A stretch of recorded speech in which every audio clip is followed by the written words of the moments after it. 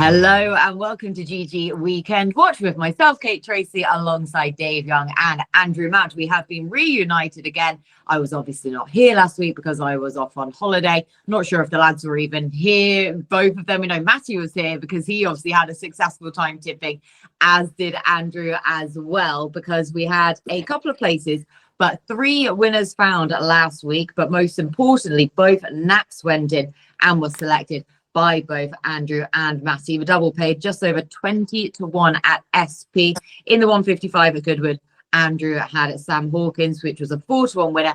Matty also tipped up Sam Hawkins as his nap. In the 230 at Goodwood, Andrew had Wada, a 7 to 2 winner, as his nap. Matty was in agreement. And in the 345 at Goodwood, Andrew had Mud Beer, a 4 to 1 winner. So very well done.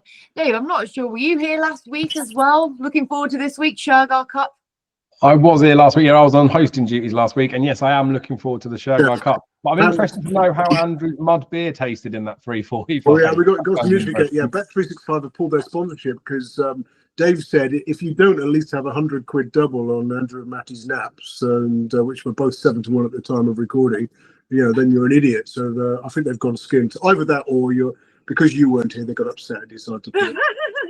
Either way, this tends to be the way. Just too much success is why our sponsorship kind of moves on from week to week, really. So yeah, I'm sure that's exactly why. But well done, Andrew, and to Matty as well. Thank you so much for standing in, and Dave on hosting duty. But of course, this week we have the Shergar Cup, as I say, from Ascot, as well as a couple of races from Haydock and from Newmarket on the July course. We have a Brucey bonus to go at as well. Now, a shout out to Alan Meyer. Thank you so much for joining us. And if you would like Alan, like to join us as well, you can find the description of how to do so in the description below this video. There's a link in there. So please do come along and join us. Right, we're going to kickstart with the 135 at Ascot. This is the Shergar Cup Dash handicap 0 to 105 contest, 3-year-olds and over 5 furlongs. Andrew, Shergar Cup to go out. We got the jockeys. Dave's celebrating. We've got the jockey allocation late enough in the day in the build up to this podcast, so you haven't had a massive amount of time to actually go through the jockeys as such. How have you fared in this opener?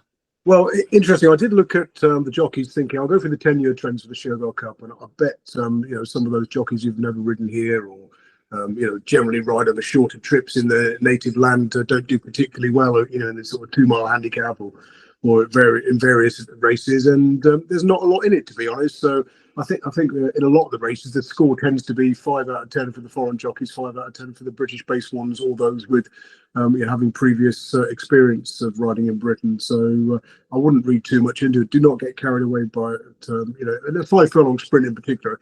If you're an international jockey who can't ride over 5 furlongs, then you probably shouldn't be in the saddle. So, don't get too carried away. The draw as well has not been massively important in the open of the Shergar Cup Dash over 5 furlongs. 9 of the 10 winners prepped in the Class 2 handicap last time out. Horses who didn't run in handicap company last time were 0 from 29. There's a very interesting weight stat in this race as well. They tend to go like the clappers, and it seems to suit the lower weights. If you chuck out those who are ranked first through to 5th in the weights, you do all right. So 8 of the last 10 winners were 6th or lower in the weights. A lot of them were trained sort of relatively locally as well, within 100 miles of Ascot. Long travellers who came from a stable over 100 miles away, just won from 51 in this race in the past 10 years. So some of those fit the stats are more interesting. I mean, Toco Madera is a good stat fit, but is trained by Brian Meehan, who's just won from 35 in turf handicaps this year, and may have been flattered when 4th here last time out from a high draw and stalled 10 when the first 4 were drawn 14, 13, 12 and 10, and there was a massive stand side bias. So I was looking at the likes of Rosario, who was poorly drawn at Goodwood, Empress Spirit, who ran in that Toco Madera race last time out but didn't have a prayer from his low draw, and Nimitz. Is he the Swedish or the Norwegian raider? I can't remember. He was Swedish, it looks like. Yeah, he looked. I remember Ken Peterson on William Hill Radio. We can say William Hill now because we're not sponsored by Bet365 who've gone skin. Yeah, he said he looked terrible in the paddock and he couldn't understand why it was a bit late support for him, but he ran a really good race from a poor draw that day. So, yeah, so Rosario, Emperor Spirit, Nimitz all had excuses on draw grounds last time out, all sort of reasonable prices. Two of those are reserves, Emperor Spirit and Nimitz. So I guess it's got to be Rosario by process of elimination. But do bear in mind the reserves can enter this race up to 45 minutes before the off. Yes, as you say, those two reserves that are in here do make reference of those horses because you're up to 45 minutes before the off that these reserves can get in. But Rosario is currently 9-1 top price that I can see. Dave, kickstart us then for your opinions. Yeah, it's a trick. It's always a tricky one, the Shergar Cup, because you like to see some market vibes as well, which obviously we're previewing this 48 hours before. We'd like you say we've only just had the jockeys coming in. There will be some horses that maybe have been targeted this meeting, but I don't know, some of them could be afterthoughts. It's a tricky one to be real confident about early on, but nonetheless, I've, like Andrew, have looked at some of the trends of these races since they've been going about. Some of them have been going for longer than others. So the Shergar Cup, I think there's been 16 renewals of this since they've been having this type of meeting. And as Andrew said, Toco Madera is the one that ticks most of the boxes. Don't know enough about the jockey to know whether it's a positive or a negative. Obviously, they're all very capable jockeys in here towards the head of the market. And I guess I kind of hope that the unknown French female jockey that's on board might allow there to be a little bit of market weakness, because a general 3-1 poke this Toco Madera is tight enough when you've got 6 races to get into a Shergar Cup at Ascot that are quite decent. 14 of the 16 winners, though, did come from the top 3 in the market. That's £23.50 profit if you backed every single one of those since this has started. 8 winning favourites as well. That makes a £16.50 profit alone. So as much as we might want to try and be clever in some of these races, maybe the Dash isn't the race to do that in. Like I say, ticks loads of boxes on the trends. I could run through loads of them, but just look the types of races that they ran in, where they are in the market, when they ran in the last sort of 15 days is a positive here. And 7 winners of this race of the 16 hadn't even actually won at 5 furlongs, which can be strange when you're looking at a Dash type race. The only other horse I think is worth a little bit of an outside mention, just for the fact that it's not necessarily a random entry, but Vespasian for Simon and Ed Walker, Simon and Ed Crisford, hasn't been seen for a long time. And this is a horse that has got bits of form that tie back with a few of these horses. Vintage Claret is probably the most notable one, going back to Chester a couple of years ago in the, I think it was the Gin Spritz handicap. Is weighted potentially to be able to be much better than the current mark. Shortest price is 11-1 with Bet365. Top price is 20-1. The jockey booking as well, like I said, there's only so much we can read into them. But the Japanese jockey that's on this horse, I remember he won on Forever Young, the one that's won loads of money in the Saudi Cup. He's definitely a proper jock. And that's not to say the other ones aren't, but that would be the interesting horse at this point. 2020 at time of recording, if that horse came for some market support, I'd be very interested in that one as a bit of a saver, but semi-boring in the Dash. The stats would say that Toco Madera is the one to side with. Okay, so Toco Madera to be the one to side with, currently 7-2 heading away, but a good shout for Vespasian at 20-1 as well. Do watch if there is any support for him in the Dash. Right, we're going from a Dash to the Stayers now. We're flipping from 5 furlongs up to 2 miles of the Shergar Cup Stayers handicap, 0 to 100 contest, 4-year-olds and over. As I say, over 2 miles. So, Dave, we've got some stamina-laden individuals to go out for this one. Yeah, it should be a bit easier because we've got the 10 declared, which means we haven't got to worry about reserves near the off, so that could be handy. We've had a lot more renewals of this one as well. So again, when I run through some of the trends, they're in no particular order because I would typically do it with the highest rated percentage at the top, but I've written them slightly different. We've got 16 of the 23 did not place top 3 last time out. 15 of the 23 were aged 4 or 5, but 5-year-olds alone have the best strike rate, and they do show a very small £1 profit if you're backing blind. 13 of the 23 winners ran in the last 15 days. That seemed to be a bit of a theme, but that's almost as many didn't, isn't it? 20 of 23 winners had 4 or more runs in the last 365 days, and 15 of those 20 had 4 or more runs this particular season. And then 13 of the 23, so again, it's almost 50-50, but last ran at Ascot or Goodwood. The 4 that came from Goodwood were, the ones that came from Goodwood were from the 1 mile 6 Goodwood handicap or the 2 mile 4 furlong Goodwood handicap. The only qualifier on that basis is Dancing in Paris. So from a stats perspective, Dancing in Paris would be the trend ticker that was interested in there, only beating a neck by Spirit mixer back in June in the Northumberland Plate. They raced off a levels in here again. Looked when they first opened the market at 8 or 9 to 1 to be a bit of a price rick. And like I say, 5-year-olds do have the best strike rate in here. So Dancing in Paris would be the absolute definite box ticker in here. Wild Waves is the one that I'm sort of drawn to from maybe a form perspective, because last time out the race was decimated by non-runners. It was bad weather at Newbury, although the ground description was classed as good to firm. Wild Waves was terribly weak in the market. Obviously, I say obviously, but ran well in the extended 2-mile race, the 2.5-mile race at Ascot the time before in the penultimate start, which I thought was quite a good effort, but suggested that the horse needs to be showing his best at this trip. So I think it's got a chance on this ground. And Hugh Bowman, the jockey that was obviously partnered with Winks the whole time, there's loads of videos of Winks winning all kinds of races, but the amount of races this horse has won from that horse won from being ridden cold out the back makes me feel like this particular pairing, Hugh Bowman on Wild Waves, would look a significantly positive jockey booking. But I'll just allude back to when I fancied Wild Waves last time, he was really weak in the market, although he did come back into 13 to 8 because of non-runners. I'd be very curious to know how he fares in the market between now and the off, because maybe he was weak because of the weather, maybe he was weak because there was something up, but I'd just basically like to see some market support for Wild Waves in there. So kind of between those two, Dancing in Paris and Wild Waves, but I would just side with Wild Waves in the hope that there's a bit of money behind him. He's half a point bigger as well, Wild Waves at 5-1, Dancing in Paris at 9-2. But again, do just watch out for that. Andrew, over to you. Yeah, just a quick point about Dave's talk about favourites in the dash. In the last 5 Showgirl Cups, 5 races over 5 furlongs to 10 furlongs. Favourites are 12 from 24, 50%, profit of £27.16. So they don't do so well over 1.5 to 2 miles, but yeah, the Jollies have done pretty well. So all the people who sort of slate the Showgirl Cup saying it's a punting nightmare, you could actually just follow the market leader in the shorter races and make a few quid. As for this one, last time out winners, sorry, I'm on the wrong race there. I was going to say, yeah, horses have been off the track for a while. They've got a poor record. Been off for 6 weeks or longer, 0 from 24. 5 of the last 10 winners of this ran within the past 21 days. I had 2 on my shortlist here, both ones that Dave's mentioned. Wild Waves, because his patient style just left him massively vulnerable at Newbury. I know he ran, worse than he should have done recently, but that race, we talked about that. We covered that on here. It's a 2-mile contest that's been a front runner's benefit over the years, and that's Scottish. What was his Scottish Anthems race? The one that young Mr. Gethings rode last time out. I think we were both keen on that. It looked pretty good at one stage, didn't it? And he got beaten 2 necks into third. And Al Muit, the one who was up there throughout, ended up winning narrowly.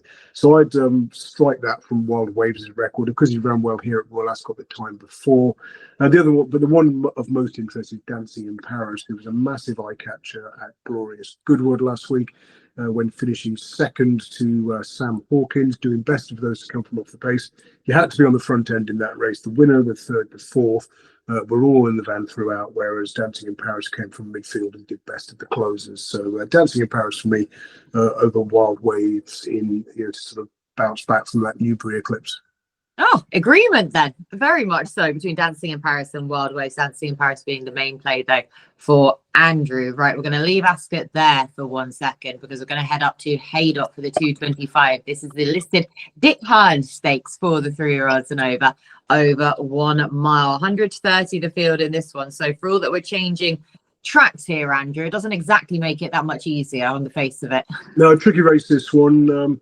The most interesting stat: horses who contested Group 1s last time out are 3 wins from 4 in the past 10 years, with the defeat coming from a 14-1 shot who finished third. Unfortunately, there aren't any qualifiers, so that rules that out.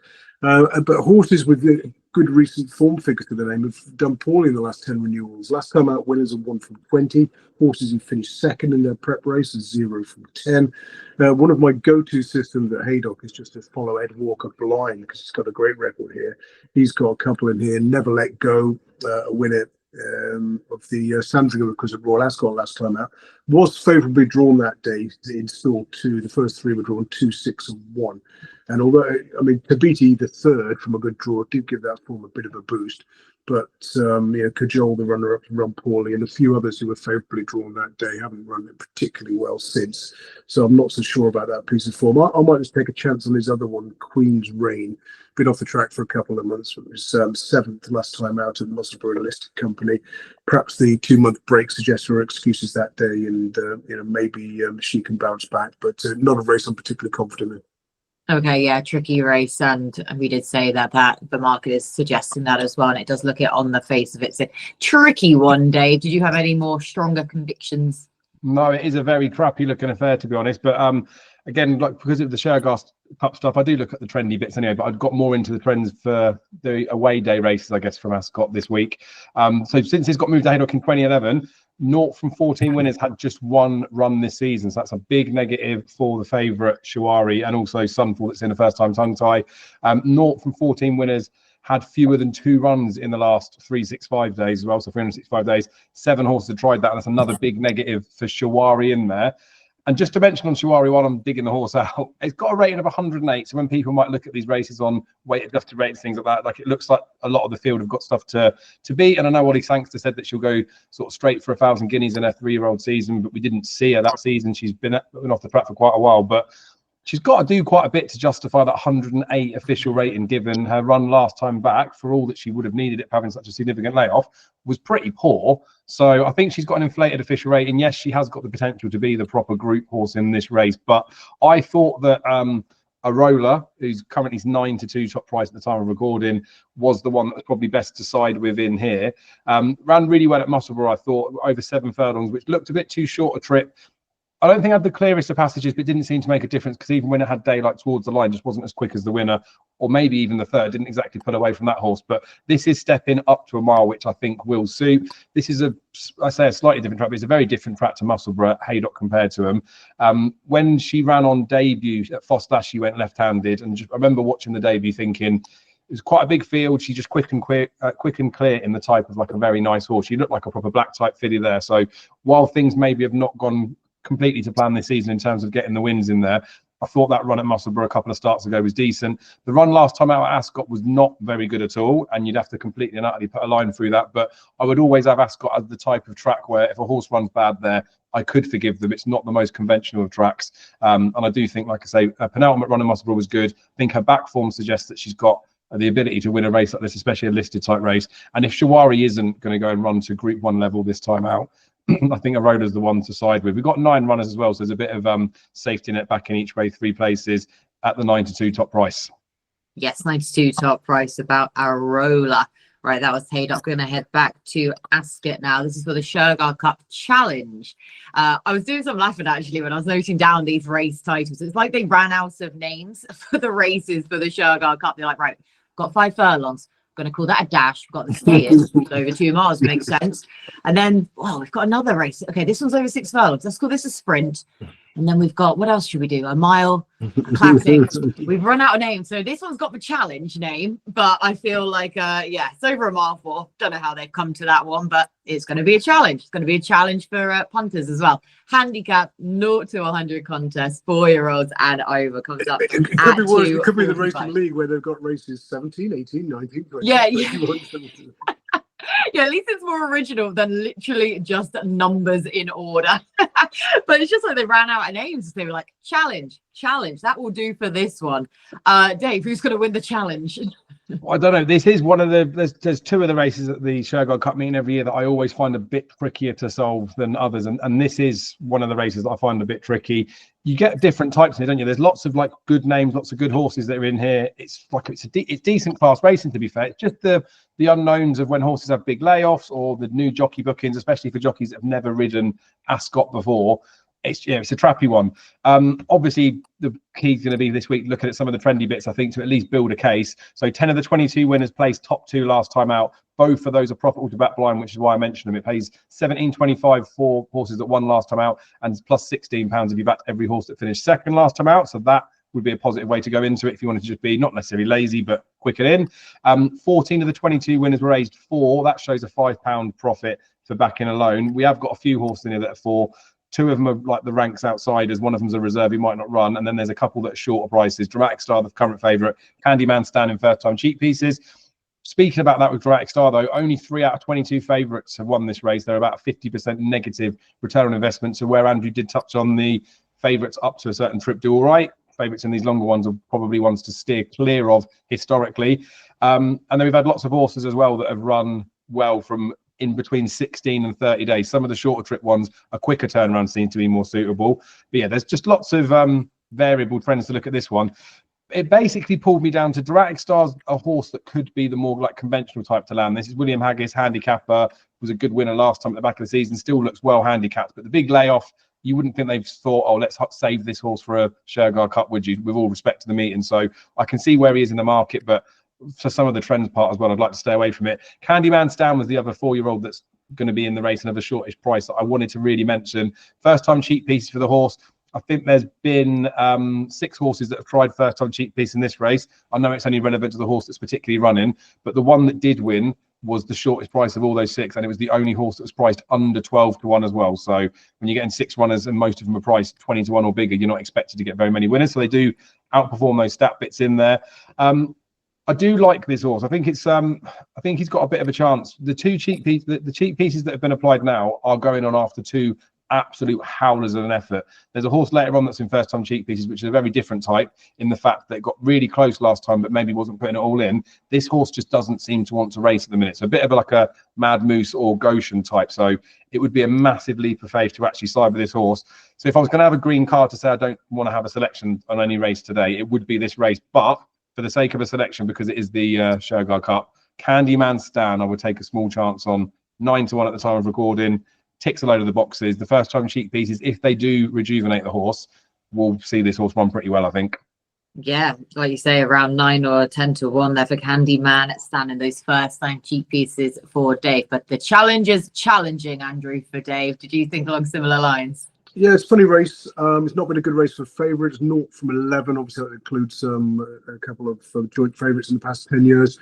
Those who were stepping, so most of these races, or Class 2 handicaps, tend to be won by a horse who's prepped in a Class 2 handicap. This one's not been sort of fitting that profile. In the last 10 years, if you backed every horse who ran in a Class 3 handicap last time, you'd have found 7 of the 10 winners from 37 bets and made a profit of £37 at SP. So they tend to be stepping up in grade, not down. Candyman Stan fits the bill. He's disappointed the last twice, but the cheap pieces go on. Not totally sure about the track because he's only ever won at Lingfield and Brighton in fields of 7 or fewer runners, but there's compensation in the prize. Ascot Captain's another qualifier. Ocean of Dreams is a possible as well, but he's a reserve.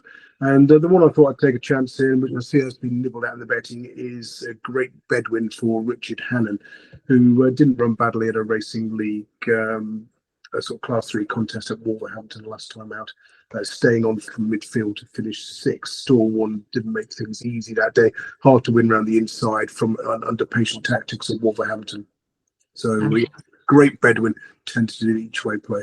Yeah, tentative each way play, but at 14 to 1, we will go with that then about great Bedwyn. Right, back up to Haydock now for the 3 o'clock, the Group 3. Rose of Lancaster Stakes, proper race name that is, for the 3-year-olds and over a mile, 2.5 furlongs. 3 to 1 the field in this one though, Andrew. So yeah, as I said previously, they're not getting that much easier switching up to Haydock.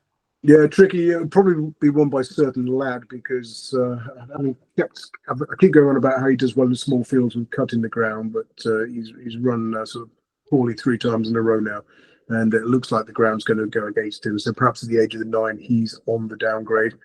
The Gosdens have got a sort of pretty good record in these types of races at Haydock. And I thought. One of the more interesting ones was Detain, despite that modest effort at Royal Ascot last time when sort of not getting cover and racing keenly as a result. It paid to be on the front end that day. Trinity College, of course, made all under Ryan Moore. So I was going to give Detain one more chance, given that French Derby third to Camille Pissarro, which is a sort of decent bit of form.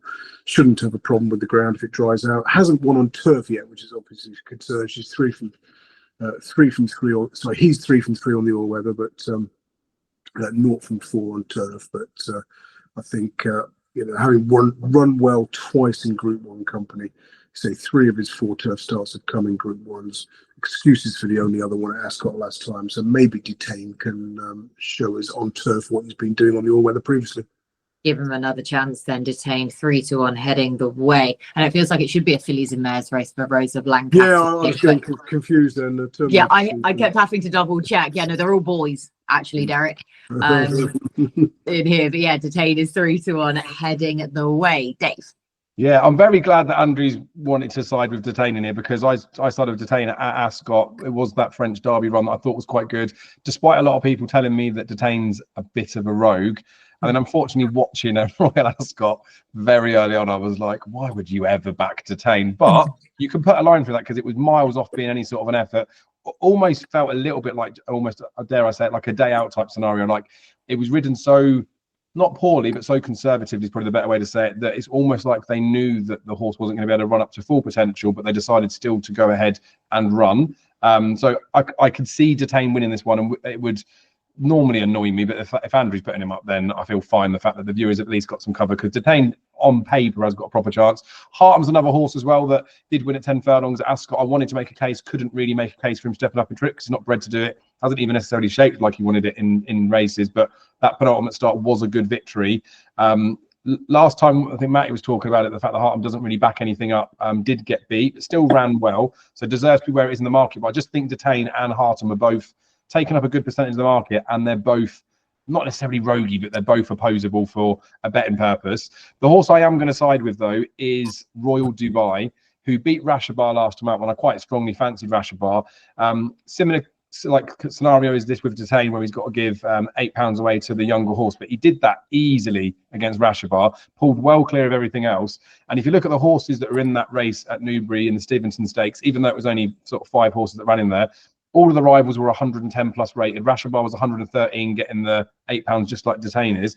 This is exactly the same standard of race as far as I'm concerned. And Royal Dubai was well on top at the finish as well. That was the first start for Owen Burrows. This being the second start now, you can see the horse potentially taking another step forward. I don't think he even needs to go and win this race. And interestingly, this is a race where, again, look at the trendy bits. Jim Crowley's ridden the winner of this the last 3 times, got no mountaineer, but it's Owen Burrows and Matt that was 2 of those rides for Jim Crowley. So he's got a bit of previous in here. It almost makes me wonder after the stable switch if the Stevenson Stakes was a stepping stone to this.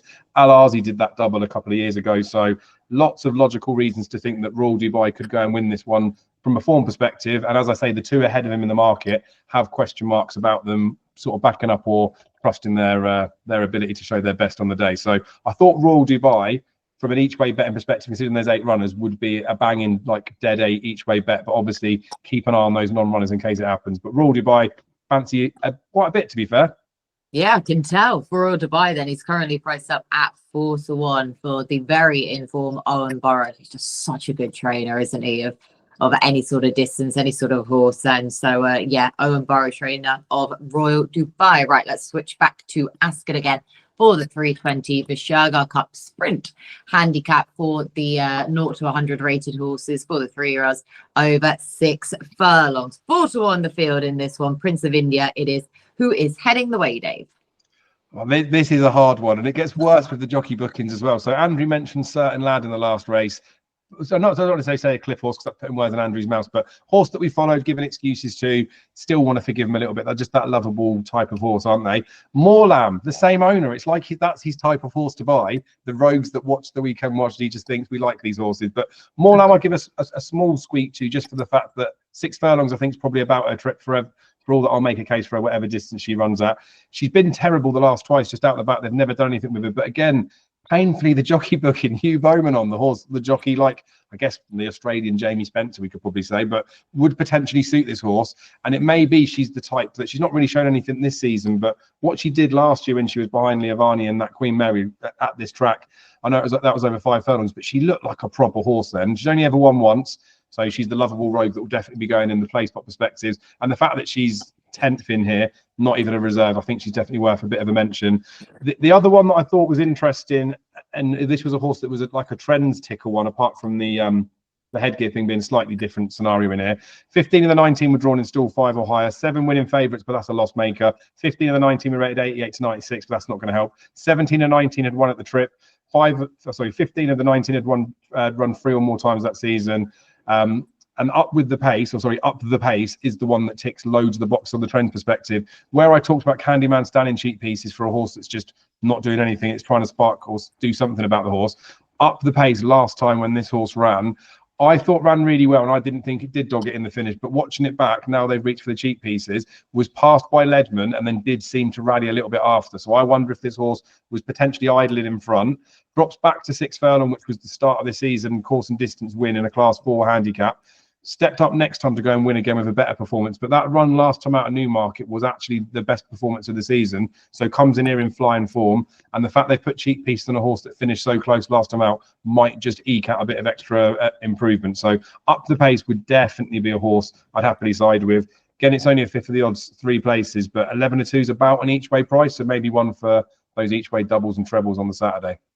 Up the pace then at 11-2, as you say, with that former course and distance win to his name, and the first time cheek piece has been a bit of a theme of yours so far, Dave, on this show for Ascot horses. Andrew, who do you like in the sprint? Yeah, not many people know, but Dave wore cheek pieces on his stag do's. I'll show you some photos next time. I'm also interested in up the pace because when he ran second in that Ledman Newmarket race, the winner, Ledman, the third, 2 Tribes, the fourth, Sterling Knight, all came from off the pace. And he was the only one who finished anywhere near the front end, who was prominent throughout. And I thought perhaps the hold-up horses were flattered in that race, but because 2 Tribes has won the international stakes in the Stewards Cup since, the fourth, Sterling Knight, landed a punt on his next start. But I'm still, I'm still interested in up the pace despite the cheap pieces. The draw is very interesting in this race. In the last 10 years, if you just bet the 2 highest drawn runners, you'd have found 6 of the 10 winners made a profit of £23.75. So although the draw doesn't seem to be as significant in the dash, certainly in this one, it's been a case where being near that rail has been helpful. So that will bring in Fransisco's piece and Dionysos, easy for me to say. Now, Fransisco's piece of that pair was the one I was just going to put up as tentative each way play. It was a 50 to 1 shot at York last time in Elmore Jed's race. Finished 10th, but was only beaten by 4 lengths because it was poorly drawn. It was a big advantage to race on the far side that day. The winner was drawn in 10, but went towards the far side and got right up the inside rail. The next 4 finishers were drawn 5, 3, 4, and 7. Strike Red and did best of the high drawn runners and scored 20. Came out and ran a cracker in the Stewards Cup next time. And so Fransisco's piece was coming out of stalk 17. Did well to finish where he did, given that draw. And I thought maybe he could go well here, despite preferring softer going. So you're taking a chance on the ground. Hopefully they stick loads of water on. He's a son of Mason, but at 25 to 1 from a good draw, I'll put my 50p each way on that one. The outsider of the field as well. Fransisco's piece at 25 to 1. Right now, we're going to head to Newmarket for the one and only time. This is on the July course, the 340 for Group 3 Sweet Solera Stakes for the 2-year-olds over 7 furlongs. Dance to the music, your 6 to 4 market leader, and beaten from his 1 start so far in the Godolphin Blue for Charlie Appleby. Andrew, with or against? I think I'll be against, given the sort of lack of experience and this stepping up. To group company now on second start. Excuse me, despite the obvious promise on that debut effort. I'll go with Ed Walker's Midnight Tango, who was a winner second time out. Just got chinned behind Argentine Tango, who's been a really consistent money spinner for Tim Easterby this season in the juvenile division. And then, so last time out, went to Ascot and finished 4th in the Princess Margaret. So, no strong opinion here, but Midnight Tango, I'd rather take a chance on that one at 5 to 1 or thereabouts rather than Dance to the Music at 6 to 4. Yeah, the most experienced runner in the field as well. Midnight Tango at 5 to 1. Dave? Yeah, I'm the same as Andrew, that I want to be away from Dance to the Music. I wanted to take her on in the Princess Margaret Stakes, wasn't it, a couple of weeks ago, where she was a non-runner in that. That was back at 6 furlongs as well, that's what her debut was. Now 7 furlongs. She's just she's full sister to Space Blues, isn't she? So she's bred to be an absolute weapon. Her debut was fine, but I said in the preview before that I thought she looked a bit small of a horse. I think as much as she's priced and she's got plenty of ability, we need to see more from her to warrant getting stuck into her in a group race at this sort of price. And like I say, she's had an obvious setback for not being seen since May. So let her go and win at those types of prices. The one I thought that looked the obvious blot on the paper though at the prices was Sapphire Steps. For Richard Hannon. Now, Richard Hannon's horse is I know it's all relative to how the horses have got their chances, but he's 5%, isn't he, in the last 14 days, 3 winners from 58. But you look at this horse, Sapphire Steps, did win at Newbury on the 18th of July, so not that far back. So if this horse is running well in a period when his horses maybe aren't, potentially this is a horse that can be upgraded for that effort. He's had a couple of horses that won that particular Newbury race that came into here. One of them was the ill-fated Fly Miss Helen, who unfortunately went wrong in this particular race, and we'll never know what happened there. The other horse was a horse that was really, really, really keen in the Newbury race, and then was even more keen here, and was sent off at like a 12-1 poke. So while he hasn't necessarily got the best strike rate for his 2-year-old winning next time up that step into this type of company, Sapphire Steps did get an 85 RPR on that debut, was, as far as I'm concerned, well on top of the line. And it was a race with quite a big field where when they opened up, I think the horse was like ridden for cover to start, which was perfect, but it opened up far too soon. So she lost cover. And I feel like Sean Levy just thought, do you know what? I'm just going to send her and see what she can do. She did kick clear. A couple of horses came nearer at the line, but if she can get, I know it's a smaller field, but if she can get a bit cover for a bit longer in here, they'll hopefully be able to snuggle up like in rows of 2 or something. If she gets more cover, I think the step up in trip will actually suit her, for all that she looked maybe out for it at the line last time out. So Sapphire Steps at 9-1, I thought was one that was grossly overpriced, but it could just be a race at this Dance to the Music is just an aeroplane, and she's just much better than the field. Yeah, but I guess it's just whatever price you're willing to take about her, isn't it? As much as anything else, Andrew. Yeah, just going back to the experience angle in this race. I mean, this race often throws up shocks. In the last 10 years, you're back to all 83 runners. You'd have made a profit of about 28 quid at SP or 52 quid at Betfair SP. I can mention Betfair now because Bet365 on sponsor, and not sure if I mentioned that. Yeah, horses who'd raced just once previously, just one from 19 in the last 10 years. That was last year's winner, Lake Victoria. And horses who had 4 previous runs, 3 through 13, and a good profit. That brings in Midnight Tango. Okay, interesting then on the experience front there for the Sweet Solera Stakes. Right, we're going to head back to Ascot again now for the Shergar Cup Classic this time. 0-95 handicap for the 3-year-olds over a mile 4. 6-4 favourite, one of the shortest price favourites that we have on the day at Ascot, is currently heading the way in this one, Andrew, in the bid for a hat-trick as well. Yeah, last time out winners though, 1 from 20 in this race in the Class 10, which is a bit of a concern for favourite fanciers here. A recent run has been quite helpful. Actually, a very recent run in particular, those who'd raced 8 days ago or sooner, 5 winners from 19 runners, profit of £20.50. So that brings in Mdawi, who was only 9th at Glorious Goodwood. Behind Push the Limit when well back that day in 11-2 shot, but I think it was a case of the draw did for him that day. You look at the ones who he was drawn in stall 13. Those who beat him are all drawn lower. So I think if you draw a line through that, he'd have a chance here. So yeah, I'll go for Mdawi for Charlie Johnson to bounce back from that poor effort. Okay, nicely done then. Yeah, 5-1 as well. Mdawi on the 8-day turnaround, quick enough then for him, but to bounce back for Andrew. Dave, the Classic. Yeah, the Classic. Yeah, Mdawi's one that I've got on the short list as well. So potentially, I feel like I can leave that one for Andrew, and I had a small case I could make for another runner in here. Like Tenability and Top Team, they're both like dual last time out winners. I think Top Team actually won the last few times, but like Andrew said, it's been a big negative for this race. Like loads of horses haven't been last time out winners. Doesn't mean they can't win, but obviously one of those two is going to get beat, so it's going to affect the trends again. And Tenability, like I said, I don't want to knock any jockeys. I'm not saying this in any way, shape, or form for that. But Delphine Santiago, who earlier on in the card is riding a couple of my mounts, potentially I did look at it as a bit of a negative, is riding this horse at a short price. So you never know, like if she's a good jockey and she gets away with those first couple of races, then this could potentially look like a better bet.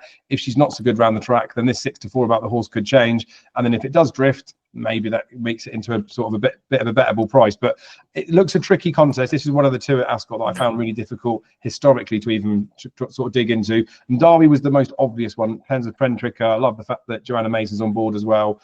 Mark Johnson's had 4 winners from this race. Charlie's had none from the 2 that he's tried, but that's another potential, their target in this particular race. So Mdawi looked good. So Andrew's mentioned that one. The one that I thought could be the bit of a fly in an ointment is Canvas.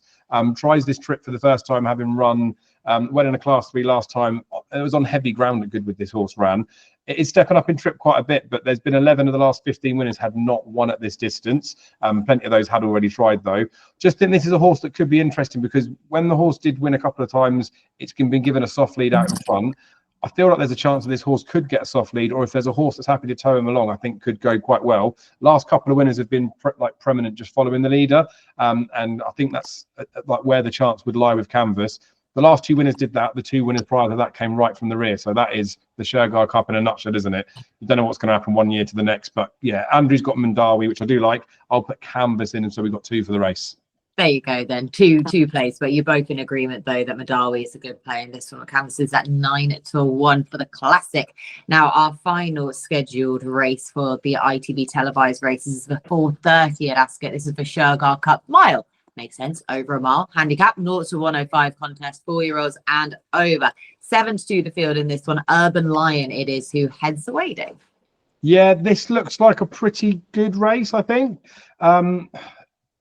It's always hard, especially when you've gone through the card of the Shergar Cup, and I've knocked it in a few places, and it feels a little bit like tempered enthusiasm. But it's a decent race. It's a Class 2 0-105. We've got lots of nice horses in here. I think even the way the jockey bookings have sort of fallen out as well. Again, no disrespect to any of the jockeys. The more fancied ones in the market have been jocked up by the bigger names in here. So this does look like it's a proper race to maybe get stuck into a little bit. Obviously, gambling responsibly, and there's only so much you can like something at different prices. The one I think that really has to be the one to take a chance with, though, is Arisaig to finally get a win. And I say finally get a win. It's only been just over a year since this horse last won, but it feels like a long time this season for backers of Arisaig, given that she's run well in a few times. She's been unlucky on a few occasions. She was due to run in the Goodwood Mile last time out, which has found 7 winners of this particular race. 7 winners have come from Goodwood, 6 have come from the Goodwood Mile. None of them qualify this year, but Arisaig could have come from that race. Ran behind Classic at Sandown, which I think is the key piece of form in here, because ran really, really well, did well in the circumstances, the Racing Post comments will say. Beat Treasure Time that day as well. And Treasure Time's a horse that I think a few people like as a handicapper going forward. Has got the cheap pieces on this time for the first time. Holly Doll's riding that horse. Has been backed for this one as well. Got some entries at York as well coming up in the Clipper Handicap, I think it is. But I just think that Arisaig, there's no reason why that horse wouldn't beat a horse like Treasure Time again. And as much as Arisaig has had a bit of a trouble at this track in the past, there have been good runs at this course as well. I know Andrew mentioned this horse quite a few times to do with the size of the field that the horse has got within there, but I'm hoping that like the dead 10 runners of this one, there'll be enough cover for the horse to get the chance to get tone into it and not too much of a problem. And as much as the handicap run at Royal Ascot was bad, probably on the wrong side of the course, which could happen in those big sort of fields and the week that is Royal Ascot. But the time before in the Fillies handicap, yes, it was a smaller field, probably didn't get the cover, and the winner was a ready winner in the end, really, but still ran well over sort of course and distance. So I think Arisaig, although it's been a long time since drinks, probably is the one to side with in this race. I think there's lots going for this horse, and I think 9-1 about him is a 9-1 about her is a fair enough price. Yeah, 9-1 then about Arisaig in here to get her head back in front again. Andrew.